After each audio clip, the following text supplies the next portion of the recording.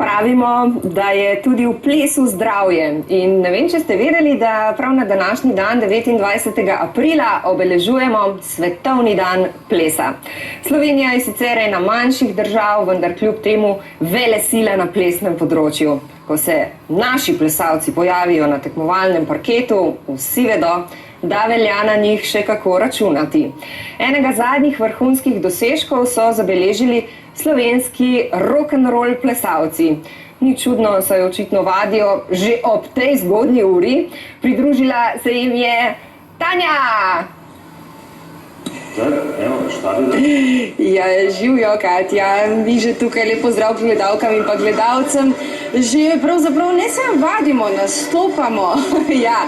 In tukaj sta Matej Matičko in pa Evelin Arh, svetovna viceprvaka v rock'n'rollu, v svetovnem pokalu. Nazadnje sta nastopila v Krakovu in dosegla en krasen rezultat. In tukaj z menoj je plesni pedagog Marko Hren. Lep pozdrav, ste del ene širše trenerske ekipe, ki skrbi za viceprvaka. Veliko dela, veliko truda, veliko odrekanja, zagotovo, kaj ne?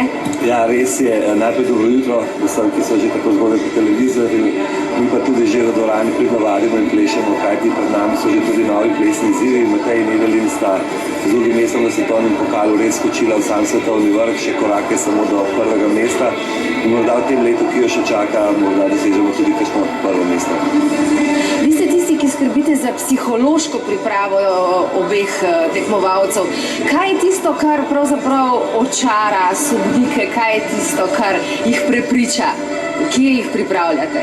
Ja, pri nas je širši tim trenerjev za športno psihologijo, sicer skrbi Matej Tušek, ampak za odrski nastop, za tisto psihologijo nastopa samega, pa res skrbiva jaz in moja soplesalka Lika Vihtelič.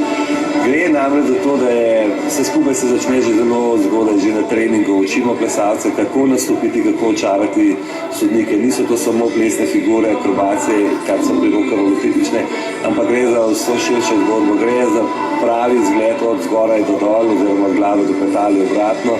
Gre tudi za tiste šarmantne poglede na smehe, tiste majhne trenutke, ki dajo enemu paru korak pred ostalimi. Tukaj smo Slovenci zelo dobri. Slovenci na odru dobro sledno blestimo in to seveda pokažejo tudi rezultati. Slovenije in njena zadnje svetovna plesna velesila.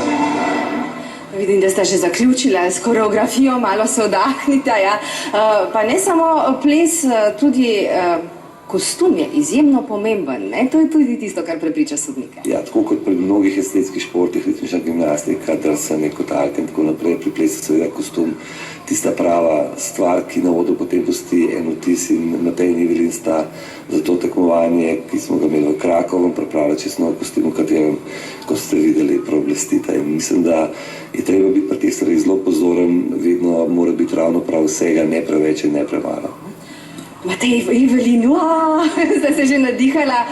Ja, Matej, menda ste nastopila, ti si bil celo bolana, ne, na tem prvenstvu, ja, kako je bilo to? Tako, ja, bil sem ful zmatran, imel sem angino, tako da cel dan sem zdržal, na koncu bila druga, tako da uspešno smo končala tekmovanje.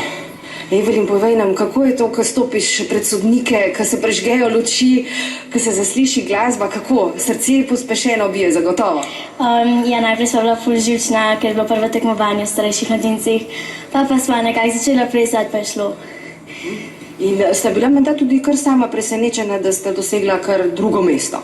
Ja, bila sva ful presenečenja, ker v bistvu nisva tega pričakovala. Najen cilj je bil v bistvu finale, pa stopničke in sicer drugo mesto, tako da ful sva bila zadovoljna. Kako vesela ste za ta uspeh? Povejta mi, pokažita mi. Jej! Okay. Super, še eno tudi imamo eno sporočilo ob svetovnem dnevu plesa.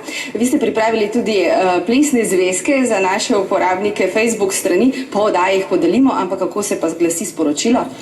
Sporočilo je takšno, da bom povedal, ker bo tako preprosto, da oboje je zelo pomembno, šola in ples. Ples za vsak trenutek, šola pa za življenje, za celo življenje.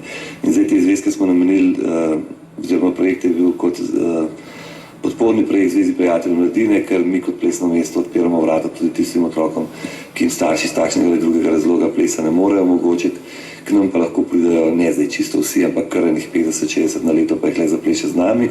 Pa še več teh zvezkov smo naredili kar precejšno količino, 15 000, 5 000 smo jih pa Zvezi prijateljev poklonili, tako da so otroci zares imeli tudi za šolo, tako da jih ples spremlja v šoli vsak dan. Se pravi, s plesom naprej plešemo vsi, mi pa poglejmo, kateri kulturni dogodki nas še čakajo danes.